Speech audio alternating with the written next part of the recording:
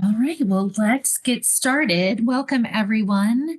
And thanks for being here for our fifth topic in Thrive Court series on mental health developed by Community Alliance. Today's topic is substance abuse and mental health. Before we begin, a few housekeeping items.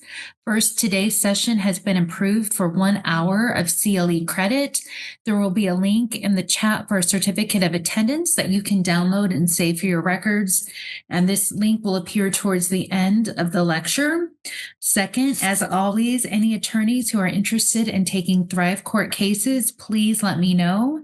We started taking cases last month and are looking to add attorneys who have the time and the passion to take on these challenging but rewarding cases. And thank you to the several who have already volunteered. Third, this session, as well as all of our other sessions, will be recorded and can be found on the Nebraska Court Improvement Project's YouTube page. All right, today our presenter is Jeff Weeble with Community Alliance. Jeff has been the clinical director of Community Alliance since 2020. He is a licensed independent mental health practitioner as well as a licensed clinical social worker. So again, thank you, Jeff, and let's get into it. Thank you very much, Judge Schuckman. Welcome, everyone. Happy afternoon or noon time. Glad to have everybody here. I will get my screen shared and we will jump right in. Stacy will be monitoring the chat because I only have so many screens I can keep track of with my IQ points, but looking forward to getting things shared here. Right.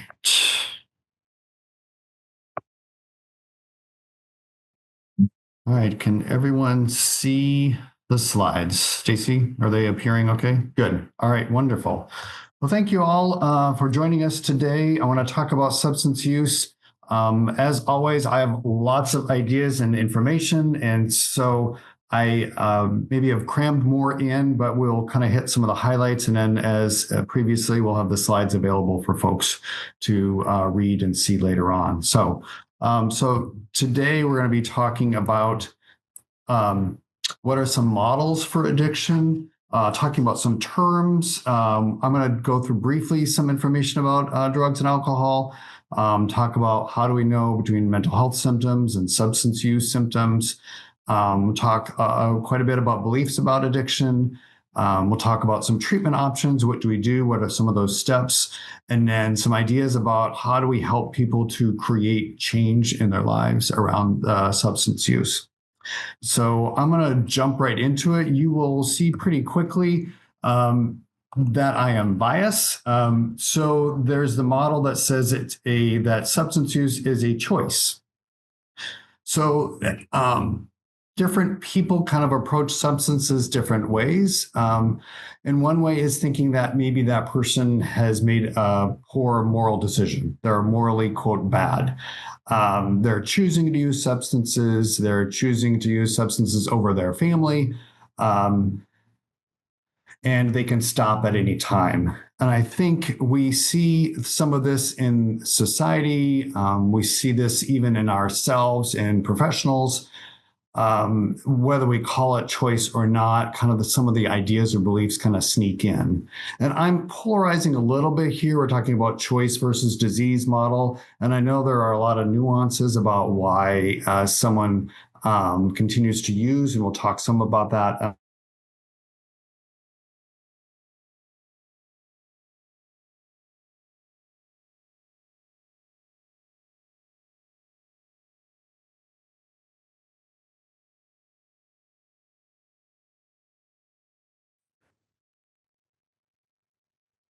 And so one thought we have is that no one wakes up and says they want to try out schizophrenia symptoms. I would also say, looking at this, no one wakes up and says, I'd like to see what happens with methamphetamine addiction and run that out in their life. And so that's maybe a question to think about as we think about choice versus disease model. And some of the research or some of the ideas is really that people, due to some of the chemistry we'll talk about, form a relationship with the substance, alcohol or the drug, at the cost of everyone else and everything else in their life.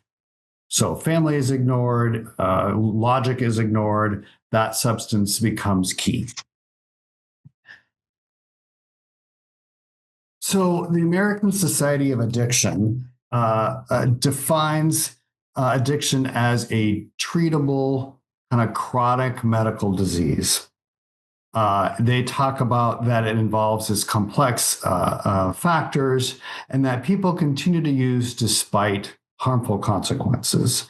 I want to point out, I really feel like the first term treatable is critical. Often we think people get stuck, and while they may require multiple types of treatment and multiple other interventions, we still believe that addiction is a treatable disease. Also, that we look at that it's chronic and medical. It is similar to asthma, where it's not a curable disease. Many times there might be some who will use and then stop using the rest of their life, or others who may have that addictive kind of behaviors or mentalities for a number of years off and on. Some of the research is showing that you are 40 to 60% more likely to develop an addiction if a family member has addiction.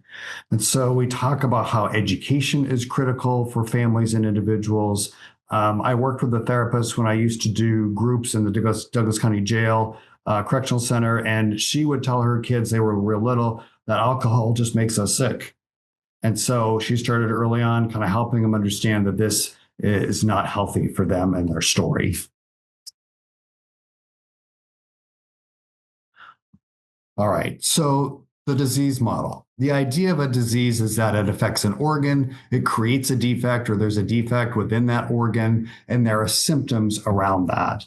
So this is really a different framework for understanding alcohol and substance use than that choice model. For example, if I was using the choice model with asthma, I would say to someone, stop wheezing. Or I'd say to someone with diabetes, stop having those symptoms, whatever they would be, high blood sugar, low blood sugar. And so when we phrase it that way, we realize that doesn't make as much sense for asthma or diabetes, and neither does it really make sense to try to tell someone to stop using alcohol when they have an addiction. Now, I'm not saying we don't explain to people the consequences of use. And I'm certainly not saying that meth or alcohol use or other drug use is healthy or wise, but the language we use and the approach we use is critical. One of the things I tell staff a lot in training here is that I go ahead and say, I want you to know that you are likely quite right about what you are seeing in that person's story. Being right is part of the understanding, but the other understanding is, how do we approach people? What language do we use, and how do we speak with them about whatever they're struggling with? That can either form an alignment, or that can form distancing from people.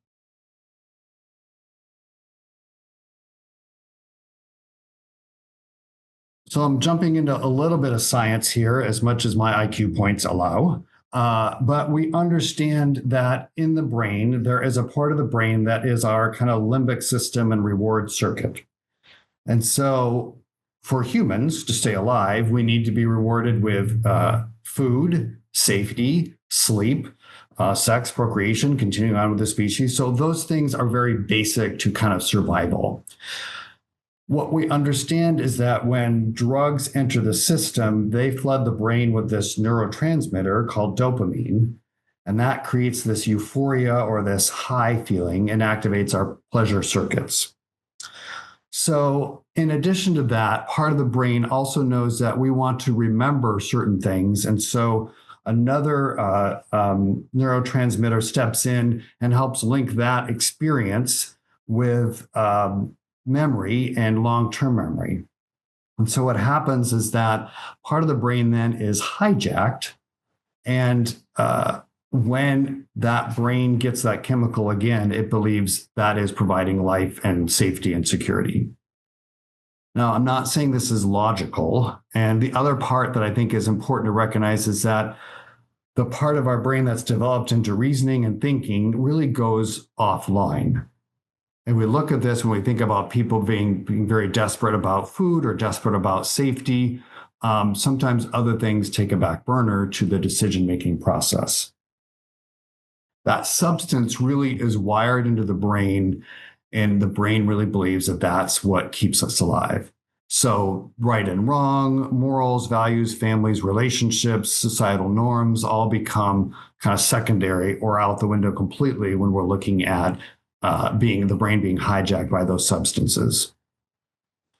Now, the first thing that I would be asking if I was you is, well, why can some people seem to use repeatedly and then just walk away?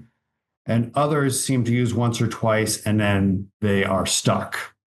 And we'll talk a little bit about some of the other factors that involve with this, but I will also be honest, I don't think we know. I think there are people that are researching to try to understand this better. And if we did understand that better, then we would be better able to help people to stop addiction. So I don't know, I'm going to pause. I get excited talking fast. Stacey, any comments or anything I need to? Okay. All right. So when folks get into this kind of mindset, the brain really is tricked into believing that the substance, the alcohol, that drug is part of survival. And so the reasoning brain kind of goes offline. And this is where we also see when we're asking people, when we're telling people to not use alcohol or we're asking them to change behaviors, people get often defensive and they start telling stories or start doing whatever they can to help protect their drug or alcohol or those behaviors. Again, from our outside view, often this does not make any sense. But to the brain that's been hijacked and rewired, they are protecting that thing that they believe keeps them alive.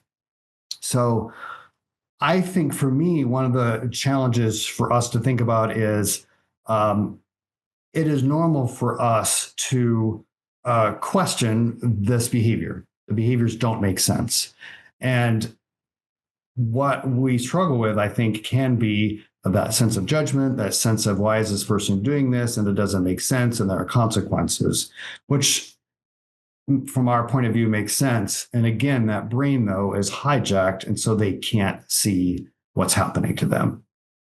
So I would ask you to pause and think about, has there been anything that you have done, some behavior that you've done that was automatic? And maybe later on you realized, wow, I didn't really think that through. I just kind of did that. And we certainly do have automatic behaviors when we drive. Many parts of that are automatic or kind of learned. But sometimes some automatic things are even like that fight or flight response. We just had Halloween, so you're in the dark and you hear a noise, your fight or flight says there's danger, and you realize it was just the wind. So our bodies react in this automatic process to help keep us alive. Sometimes, though, that process is hijacked. We've talked about trauma can hijack that, but also addiction can as well. So when we start thinking about this, we think, what are the environments that cause people to be more likely to be hijacked or have automatic behaviors and not be able to reflect that? And you may have heard the acronym HALT. The AA or Alcoholics Anonymous community uses a phrase HALT. So being aware of if we're hungry or angry or lonely or tired, these factors can increase our likelihood to be automatic instead of making wise choices. So part of what we'll talk about on a few other slides is how do we help people we're working with to minimize those risky environments? And how do we help people to build support systems so that they have the places, the structure in place, the supports in place to make better decisions and to allow their brain to kind of heal from that. Part of this process is treatment allows them to get their brain back online. It helps them to kind of relearn. And so often residential treatment is needed because it pulls people away from that drug for a longer term. Other ways to just help people to step back and away from that substance so that the brain can kind of heal and rewire itself.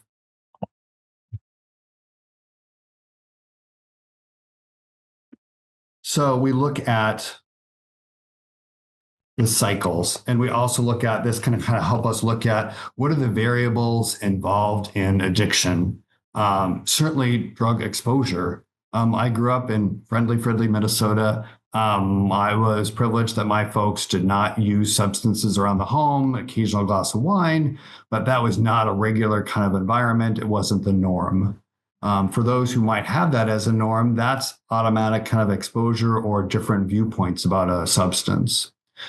We also look at personality traits, certain genetics are involved, peer influences, and then, of course, environmental stressors. So all those things play into a person's predisposition to becoming addicted or having long-term life kind of challenges with that. So a few terms, I throw around different terms about this conversation. Addiction. We think of the word addiction as when a person or an organism engages in a compulsive behavior. Often that behavior, due to the chemistry, is rewarding. Also, we note that there is a loss of control in limiting that behavior. So a person will use more than they intended. And we think about if we use the diagnostics manual, kind of the Bible for psychiatry, many of the criteria includes using more than they intended, trying to cut down but not able to, spending a lot of time thinking about using or preparing to use. That is that addiction kind of behavior. Having consequences, significant consequences to work, employment, relationships, and social, criminal consequences that all impact that person's story, and ignoring those consequences. And sometimes we see the criteria of people, family members, or others saying you need to stop or cut down your use, and that's also part of that criteria. So that addiction is this compulsive behavior that people do even when faced with negative consequences. And they fail to limit that use. So also we think of the term tolerance. So tolerance is really literally chemical, and that their biology, their chemistry gets used to that certain chemical. So tolerance is not necessarily addictive. You might develop a tolerance to a medication, tolerance to other kinds of things. And so more of that medication or more of something is needed in order to experience the positive impact from that. But certainly we see tolerance building up with things like heroin addiction, really any addictive chemical. So after repeated exposure, like in heroin, that pain reduction is no longer experienced. And so more of that chemical or more of that drug is needed in order to feel the same effects. That brings us really into dependence, which talks about how that drug or that chemical in the body at first might feel good, that methamphetamine or the heroin or the crack or cocaine might have a positive or euphoria feeling, but over time, more and more of that chemical is needed in order to have a similar effect in their body. And eventually what happens is that that substance is not creating a positive effect anymore, but people continue to use because they feel awful or terrible without that chemical in their system. And so we even look at, like, if you've had caffeine withdrawal, that headache, that's an example of that dependence. With drugs and alcohol, drug actually has a dangerous dependence on it, and that withdrawal from it can be life-threatening for certain people due to the chemistry in that and their body not being able to adapt to not having alcohol in their brain. And so we use detox, and we use kind of medical detox as kind of a way to help people to get through that. I also talk a lot about that, so withdrawal symptom. And so often this is the state where people are drawn back to using, even though they may not want to use anymore. But those feelings, that withdrawal or post-acute withdrawal, builds up on their system. And so they seek out that drug to feel better. Any questions? Okay. All right. So I'm curious, the concept of choice versus disease. How have you all seen this in your own family, your own story, your own professional work? How do you feel like the language around choice versus disease kind of creeps into the work that we do?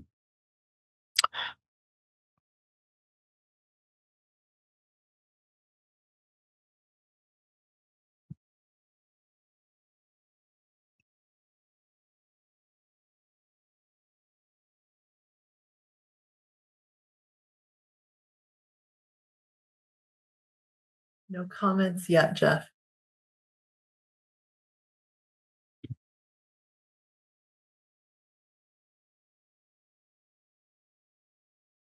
Okay. Shanna says, I think it is easier for someone who has personal experience with addiction, a friend or relative, to believe it is a disease rather than a choice. Yeah. Yeah. That's a great example. I think when we have family or friends surrounding us, we kind of have a different understanding of that.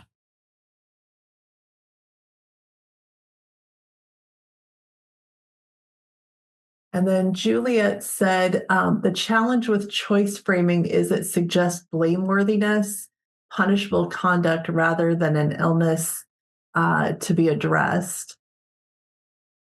And then we're getting asked about providing the PowerPoint, and that's been shared. So I think it's linked when the training is done. Yeah. And then Erica says, could it have started as a choice? Yeah. I appreciate that question. I think that's a good question. And I think when we go back to some of the factors, are there some genetic factors? Are there some environmental factors or exposure factors? I think that influences. Again, I can use myself as at Friendly Minnesota growing up. There are certain things that just were normal for me growing up that maybe were not for the people that struggle with substance use. Also, I think when we look at people struggling with schizophrenia, hearing voices, seeing things, and other kind of symptoms, if there isn't an environment that teaches them how to get support, they often are desperate to try to feel better in whatever way possible. And when I worked at Douglas County Hospital, I can't tell you the number of times people came in with a lot of symptoms and they had been attempting to use either marijuana or meth wasn't as significant then, but other drugs to kind of feel better from a depression or an anxiety. And so often I think people are desperate to feel better or to try to alleviate some of the symptoms. And without a lack of, without resources, without supports, they will turn to things that are not wise. But I think it's an important question to ask: what is happening to people? What's the environment kind of creates that in people's stories? So, Stacy, any other questions or any other statements? There's questions about could it have started as a choice? The disease can be seen as an invisible choice. I think it could be a choice when treatment is refused. Then thanks for the wording changes. Even with my education, I was not aware of the truth of addiction that you present here. And then talking about some impacts in their personal life. And then, kind of with that belief that like they're not willing to deal with the issue. And then I used to work in a treatment center. It was easier to understand as you were watching them go through it, especially when it starts at detox. Hearing a lot of stories during the group therapy at the center makes you really understand both sides.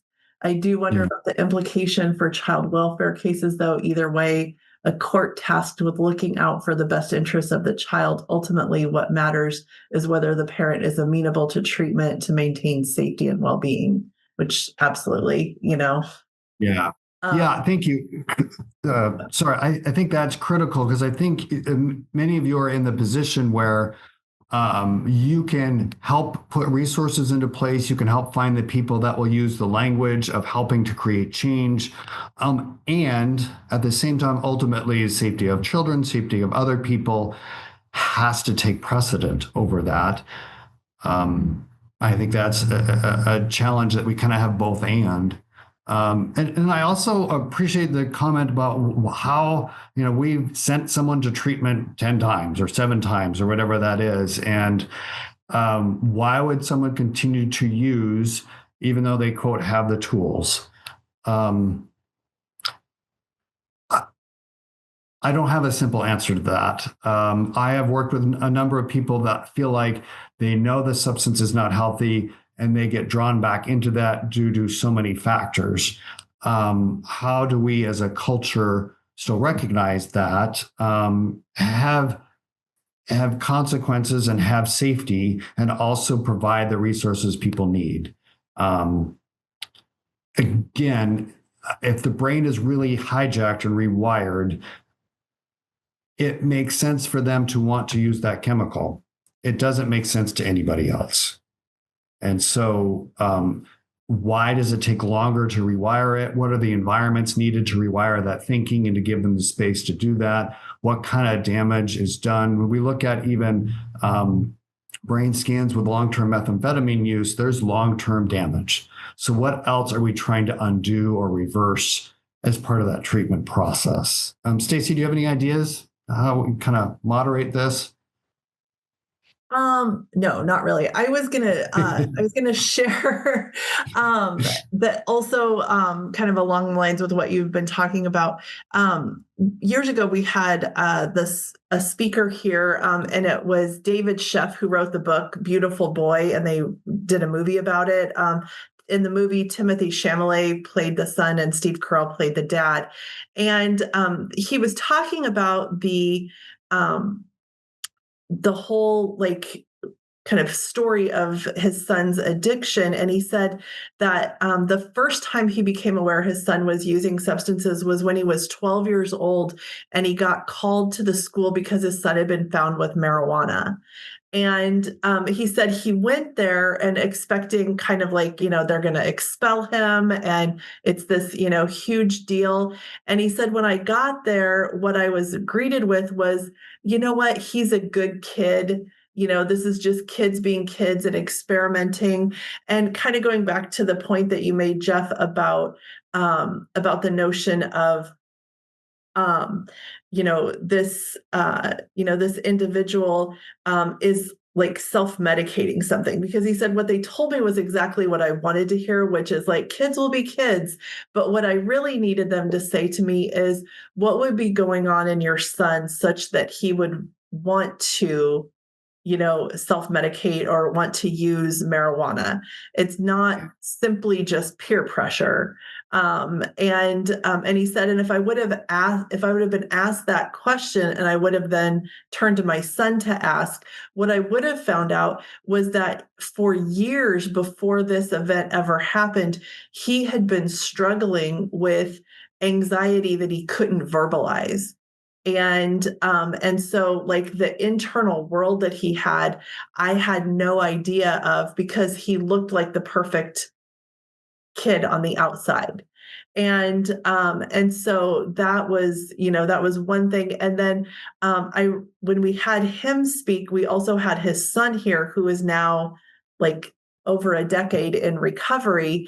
And his son was saying that when he read his dad's book, that was the first time, despite the decades of his dad, professing his undying love and support to him, that he truly saw the love and sacrifices that his dad had made, that all the research that he had done into addiction, all the treatment centers he'd researched, the impact on his dad's marriage and his other children, and all of those things, because he said, I felt like all these years that I was screwing up, that my dad, when he would meet new people, would be like, oh yeah, this is my wife and these are my 2 kids, and oh yeah, I've got this other kid over here who is who's kind of a screw up. And he said, I felt like he was embarrassed about me and, and was ashamed that I was his son. But he said, in reading his book, I found out that nothing could be farther from the truth, that he really did love me. He was just scared to death about what was going to happen to me. And I thought that was really powerful because so often, especially when things get really bad and there are a lot of consequences for the person's addiction, like legal consequences and multiple failed treatments, and maybe in the case of like lost child custody and divorces and things like that, that the person can feel very much like, I'm beyond help, or I'm like, my family, will never love me again. But they don't realize this other side, because their addiction can't let them see and feel that. Yeah. Yeah. Thank you. I think this is the reason why this is so complicated is it's hard to understand. And I think just like the portion of population that experiences schizophrenia is small, the portion of the population that experiences these addictions is small too. And yet many of us and you too are working with that skewed part of that population. And so often when I'm working with families, with parents, they're at wit's end. They don't understand why. They're pouring everything they can into someone and it's still not working. And so I think also it's important to recognize we don't have the interventions we need. I hope in 50 or even 10 years, we have better ways to understand people's chemistry, better ways to help understand how to impact the results of the addiction and how to help people kind of not have that hijacked brain. We are not there yet. Just like even with schizophrenia, we have people in our clinic that we're throwing everything we have at them, and they're still hardly able to live the life that they want to live. Excellent questions, excellent comments. The slide that's up kind of further reinforces this, how the language we use makes a difference. We've read some reports here, and I think about even people that are trained to do substance use addictions on the community, write things that implies the person is making a deliberate choice to have a miserable life. And then when the client reads that, it's devastating. And so I think for us as clinicians and for all of us, we have to step back and practice being aware of the words that we use. Certainly, some of these terms on the left there, the druggie or the junkie, those are terms we would probably recognize as not professional, but person first language, person with a substance use disorder or person using substances. I even struggled with clean. We say, oh, well, they're clean, or their drug screen was clean. Well, that implies then a positive result is dirty, which that person is dirty. And then that language further creates shame. And one of the biggest barriers, I think, to people getting treatment is feeling ashamed of the behaviors and the actions they've taken. So working on that person's in recovery, working on, it was a positive finding in a drug screen, or detected is sometimes also a language that's used as well. Stigma is a big part of our culture. It affects people's ability to not only seek the treatment, but also I think stigma impacts our ability as a community to create the services and funding necessary to help people that experience addiction. And some of the research is showing even healthcare professionals still have that stigma against addiction, substance, alcohol, and substance use. And I think on one hand, we can't understand why people would use that. And I would say, good. I'm glad you don't understand that, because that means that you've not lived that life, or that story is not next to you. But that doesn't mean that just because you can't understand it doesn't mean it's not part of that person's life and that chemistry in that brain. So I think that's part of this language shift as well. It's important to note that addictions are treatable. Some research is showing that people can build recovery, and that 75% or more of people that have had an addiction move into recovery. Sometimes that's once, sometimes that's multiple attempts at treatment at various levels. But our language always wants to be, we're treating the illness.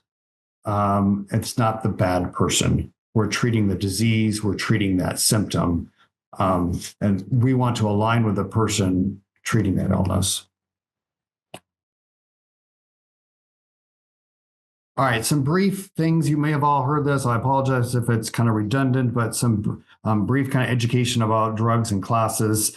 Opioids or narcotics. I did want to spend a few minutes on this just because it's so prevalent. Fentanyl has been in Omaha for a long time. It is increasing. It is cheap and it is sneaking into everything. As you see there, it's 100 times more potent than morphine. The newest drug, at least that I've heard about, is called fentanyl, and it is 100 times more powerful than fentanyl. And so it only takes 2 milligrams to be potentially lethal.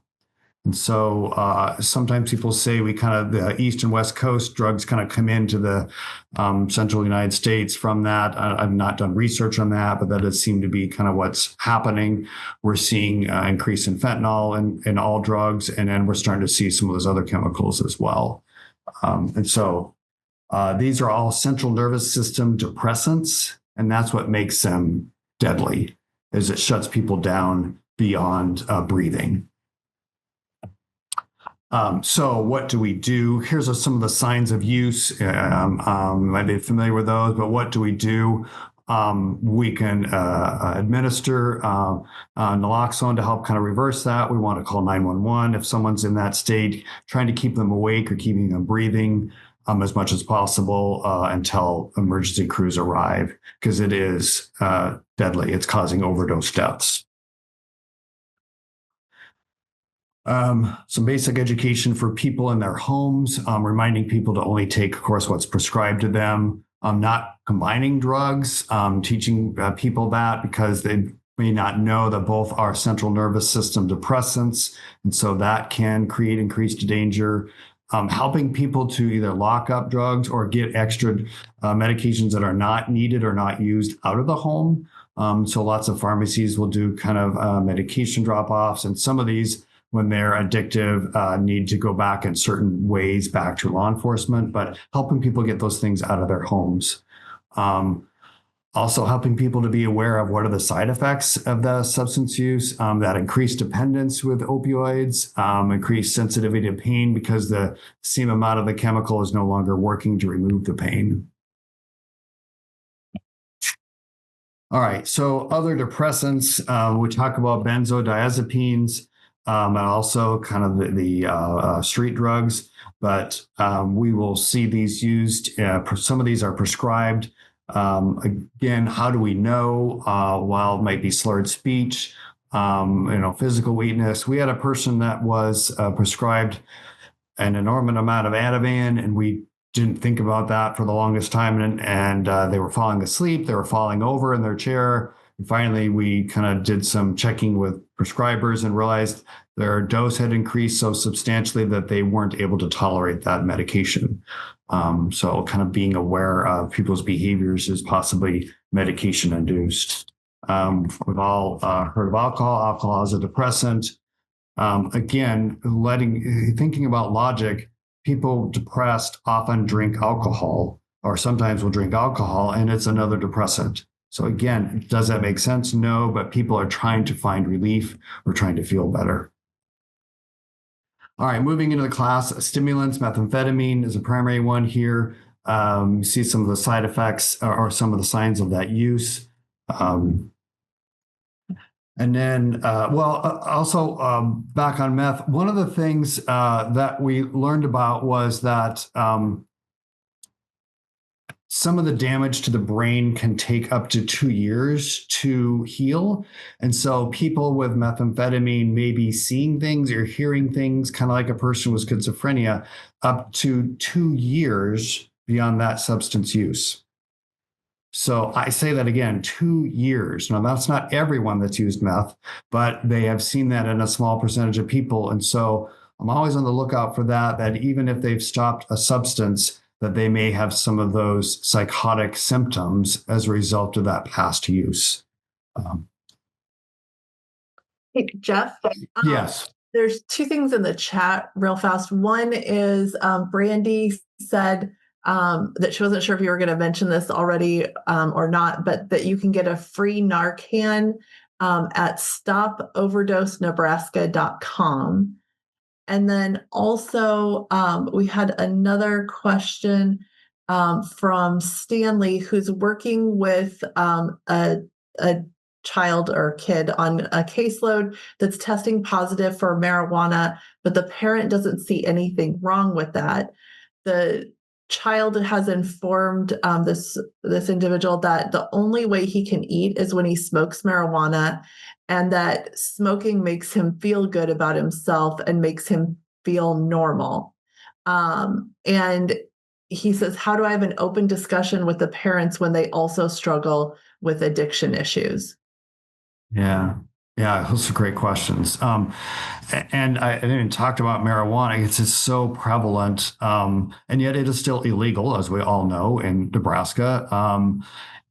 And I think people have been lulled into a sense of kind of passivity around it, which is dangerous. Marijuana use tends to create psychosis with people, especially with other mental health challenges. And I think, again, an approach with families is why, I mean, honest questions about why would someone need to use this drug or chemical? What's happening in their story? Right now, it is still illegal. How can we, and sometimes some of the language I use is, okay, I understand you're not ready to stop this or don't want to stop this, but can we help you find additional ways to cope with that symptom or those feelings or what's going on? Or can we refer you to a doctor to help look at what are some of the medical reasons why a person doesn't have their appetite or has a lot of pain? I sympathize. These are difficult questions that we wrestle with here as well. Well, everyone's using marijuana. No, not everyone is using marijuana. And well, I need it in order to feel okay or to deal with the pain. Well, I'm not going to argue with that. That may be your understanding or maybe some of the experience. And are there other ways we can find to help you to wrestle with that? Even with methamphetamine, I'm not going to say to them, you don't feel good. And that has a consequence of the path of that use. I think I can't remember if I did other stimulants, kind of that crack cocaine use, similar kind of symptoms around that. I did want to also be sure I got to Delta 8, Delta 9, Kratom. These are being sold, it seems, everywhere now.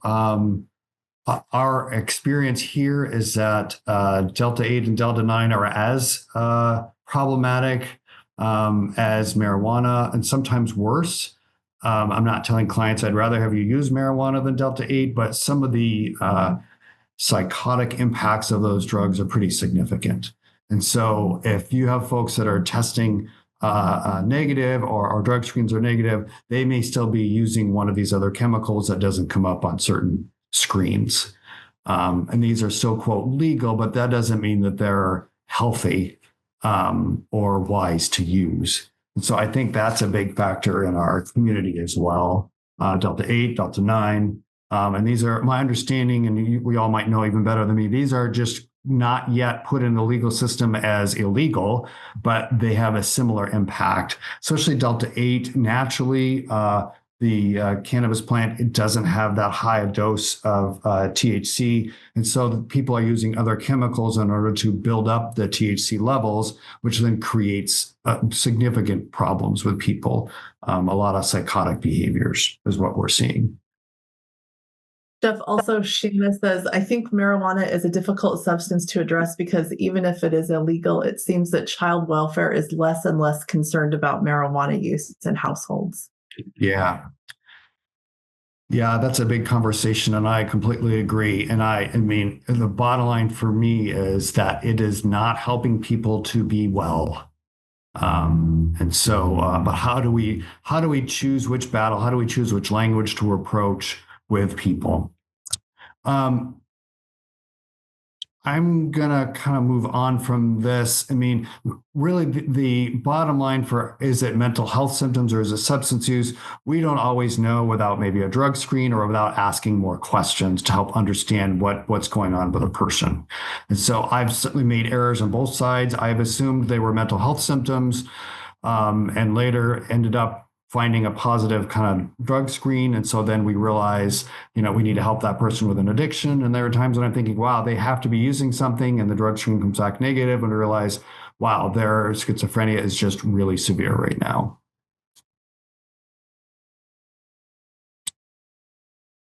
All right. So, treatment. How do we approach this? You may already have known all about this. I apologize if it's a review, but certainly a substance use evaluation is helpful.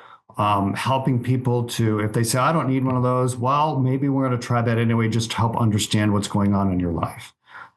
We certainly here do a number of screens for folks that are kind of ordered by the judicial system. Some share openly, some don't. But that's one step in helping to understand what's happening in a person's story that we may need to provide some treatment for. So the evaluation then will come back with different levels of care. That might be just outpatient, either group or individual. It might be intensive outpatient, which can be up to 9+ hours a week. Lasting Hope has an even more intensive outpatient program, which is excellent, kind of like 5 days a week, multiple hours a day, that helps people with that addiction. And then, of course, residential. In Nebraska, around at least in this area, we really only have 3.1, which is a residential treatment. None of it is locked. There is some ability to provide some medical care, but it's pretty limited. Also, treatment recommendations, medication assistance. So there's certain medications that can help people, which I'll show you on a slide. Also 12-step groups, which have been critical for many people, or smart recovery if people don't like that 12-step model. Peer support is definitely a critical part, including helping people to find sponsors. And then that supportive living environment, the holistic approach to people's stories, if possible. If they're parenting, then going to an Oxford house or halfway house is not an option, but sometimes that's necessary short term to help people to kind of clear their brain and be able to think more clearly.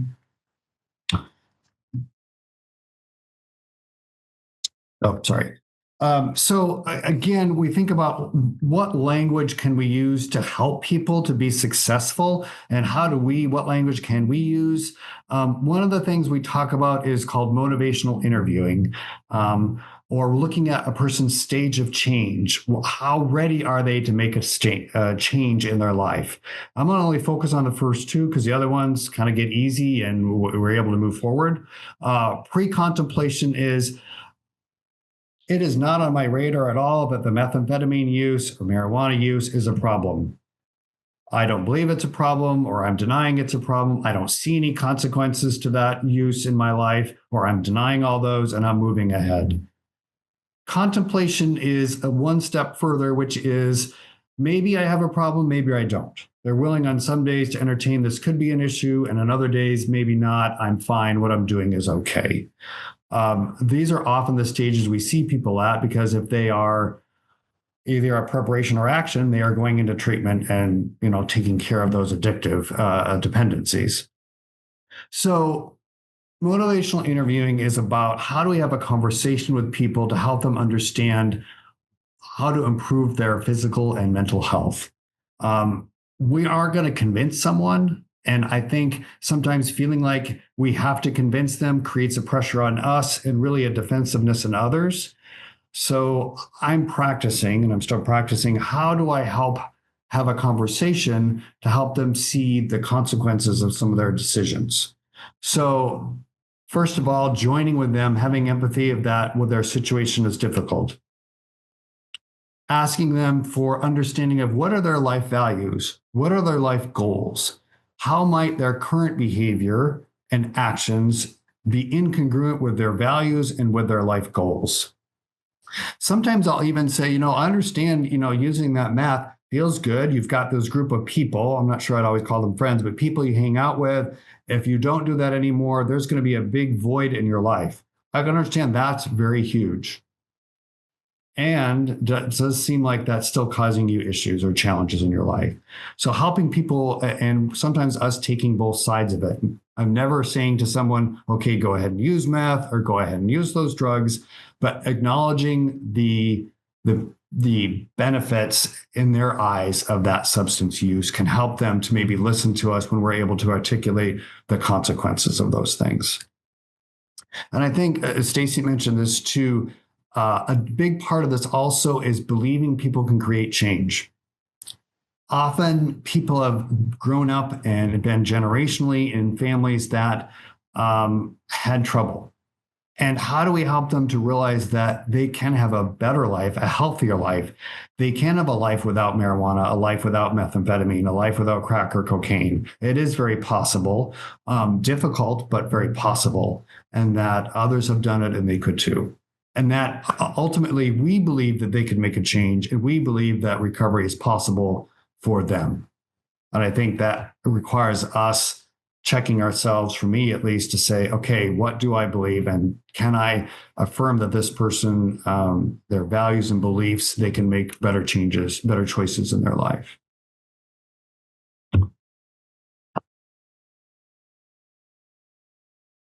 One of the things that I think causes people to struggle with treatment is fear.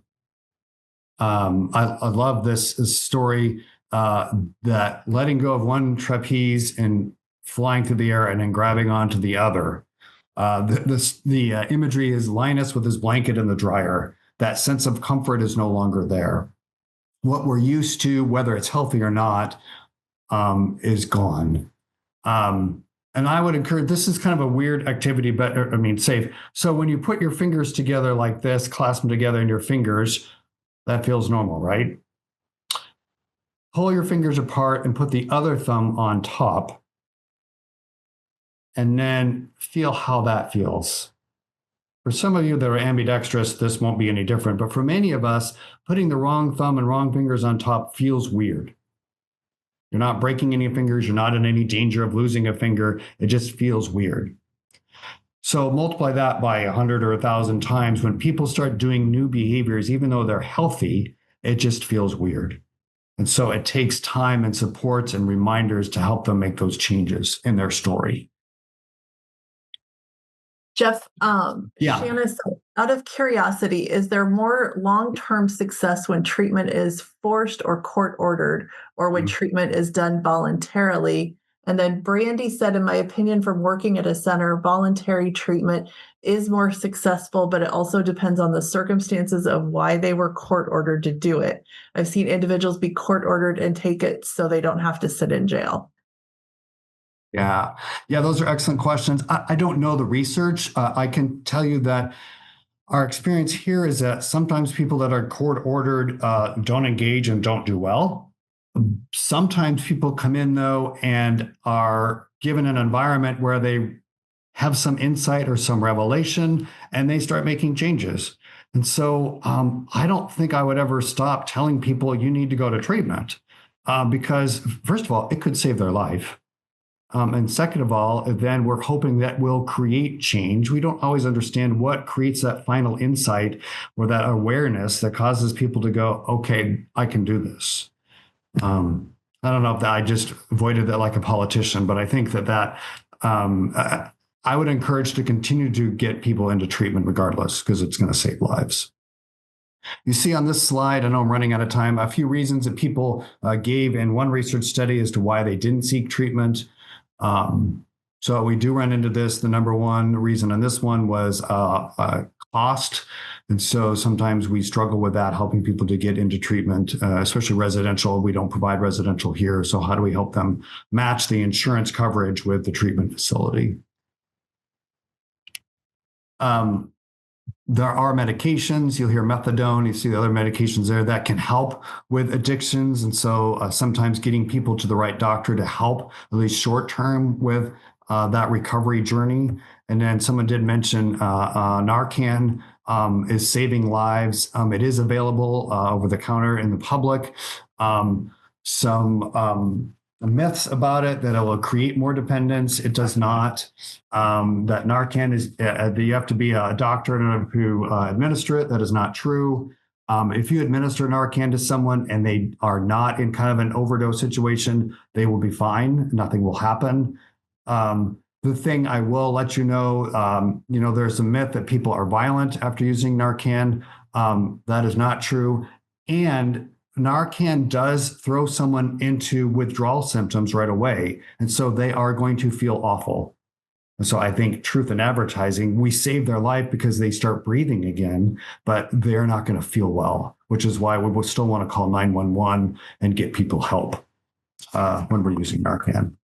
All right. That's all my slides. I appreciate the questions. I know there's a lot we have not talked about. I appreciate your willingness to kind of listen to a lot of ideas. So any other final questions or things that maybe we can wrestle with, or I can tell you I don't know and steer you in a direction that would be helpful.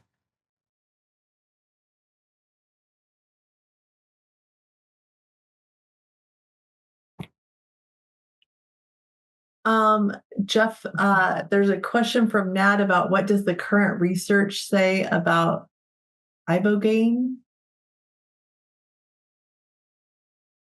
It's not a medication I'm familiar with. And then Brandy said, is the cost something that the department can assist a parent with?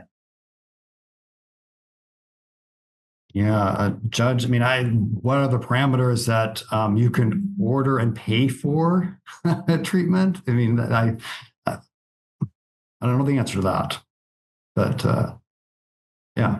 And then Deb asked, are there times when there is a stigma attached to medication-assisted treatment? Yeah, thank you. I did not go into that, but there's certainly in the treatment recovery world, there's some beliefs that using any medication or some of the MAT chemicals are wrong. I think we're trying to save lives here, and it'd be a great conversation to have around what does that mean when people are on methadone? What does that mean? But we're trying to help save children's lives and save adults' lives. But yeah, these are good questions. I need another 8 hours. Can we all hang out at a retreat site and kind of debate and explore? And then Sharon had asked about the quote, the Linus Blanket quote. And it looks like Tracy has said that the slides will be linked in the description of the video and available for you to download. So that should be in the links that are in the chat. So. Perfect. Yeah, I will upload those slides. I have a meeting right after this, but I will upload those about 2 o'clock. So those should come out then later this afternoon. Okay, well, thank you so much. That was perfect as usual. Thank you, everyone. Thanks for joining us today. Our next session is next week. So not 2 weeks from now, next week. And the topic is, I'm very excited for this topic, evidence-based practices, treatment, rehabilitation, and support. So I hope everyone will join us again next week, November 12th. All right. Thanks, everyone. Thank you all very much. Thank you.